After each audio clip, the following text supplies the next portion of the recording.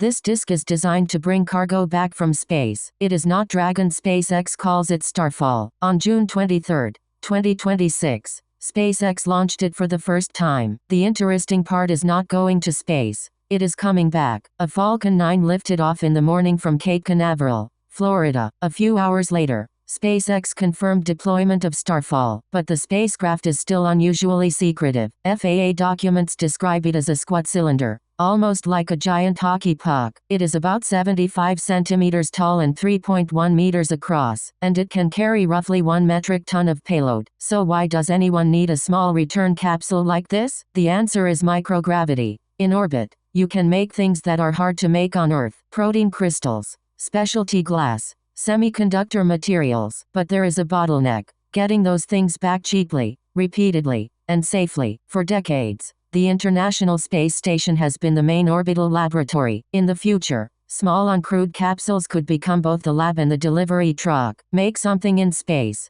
wait in orbit, then return it when the customer needs it. If that works, space manufacturing becomes a little less science fiction. But returning from orbit is brutal. The capsule has to slam into the atmosphere, air compresses in front of it, and the heat shield is wrapped in plasma. Starfall separates the payload structure from the heat shield that takes the punishment. And here is the strange part: Starfall does not have a main engine. It uses nitrogen gas to control its orientation, but it is not designed to deorbit itself. So the return path has to be set up by the launch system, or by another spacecraft. For this demo, SpaceX planned controlled flight followed by splashdown in the Pacific. Recover the capsule, and the experiment samples or manufactured products come home. Starfall also points to a second possibility: critical cargo could travel through space and return somewhere else on Earth. That is still a demonstration, not a routine service. But the idea is powerful. Rockets would no longer just go up, launch, process in orbit,